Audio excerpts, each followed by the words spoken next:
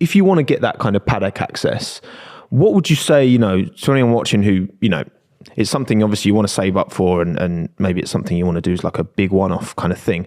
What is the kind of range of price that people are looking at to get kind of paddock access, from like cheapest to like, what's the most what was like money or can buy if you've got the bag? Like how premium can you go?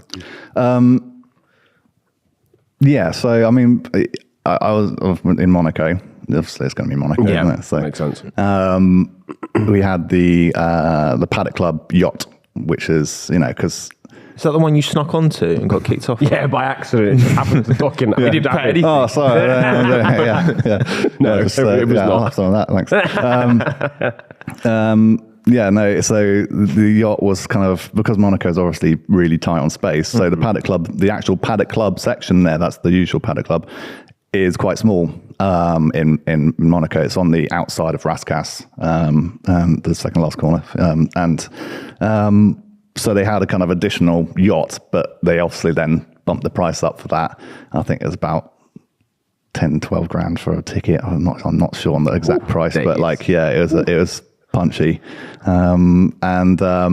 But you know, it's Monaco, so people want to do that. You know, they want, and the yacht was on the exit of the chicane, so it was a great place to watch, especially when the rain started. And you know, like, and again, one of our jobs is to commentate while the race is going on. It was very loud, so it was struggling to do that outside. But we were kind of commentating on the stuff that's happening on the telly, and you look across, and they're just coming sliding out the tunnel, like across the runoff, and going all over the place. It was chaos. It was but yeah, the yacht is probably about as high up as you can go. Yeah. I mean, I don't know about Vegas yet.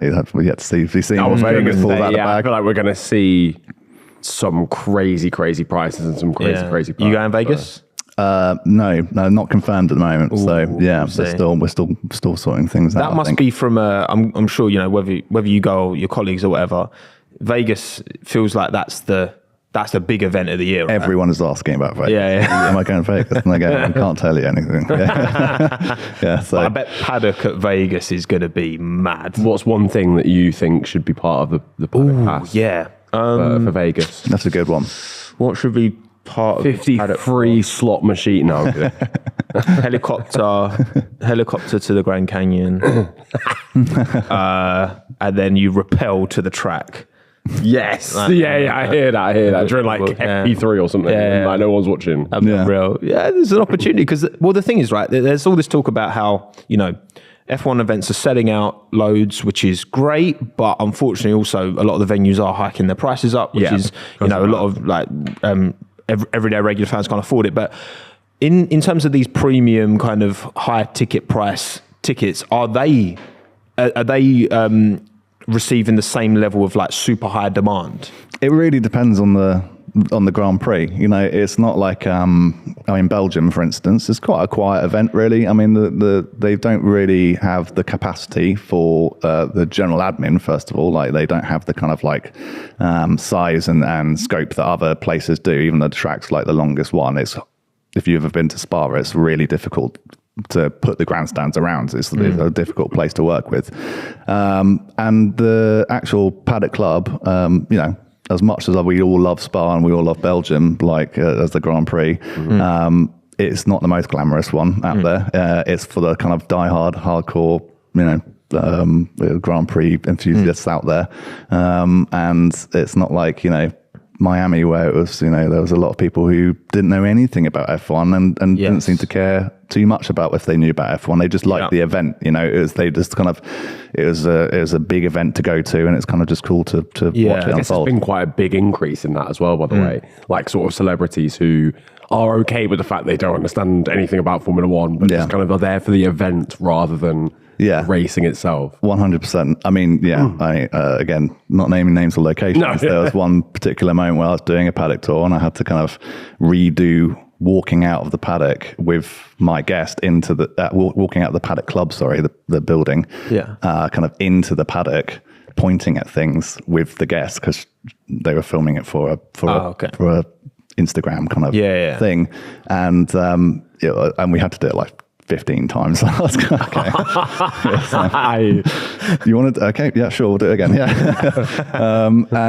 But that's just the nature. People are kind of like, there's a lot of people out there going like, I don't like how it's changing and stuff like that. But like, I'm sure people doing that in the 90s compared to the 80s, it's like, it's the same thing. It's the same difference. It's just evolving with the times. And it's like, it's just this new kind of brave new world of social media for F1, where it's been kind of very isolationist up until then, with the whole social media kind of blackout it had.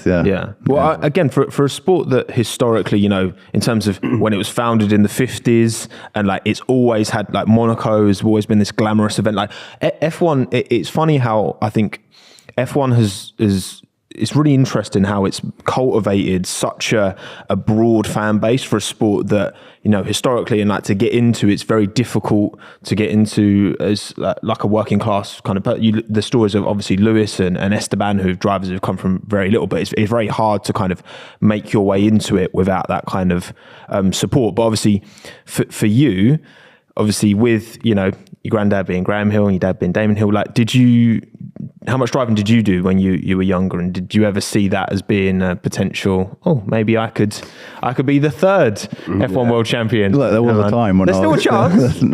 Hang on. We were talking earlier about our backs hurting. we were sharing stories over going past 30. Niran, you got something to look forward to. I'm on the way. That's I'll be there soon. Half of that's from shoehorning myself into a small single seater for when I was growing. So yeah.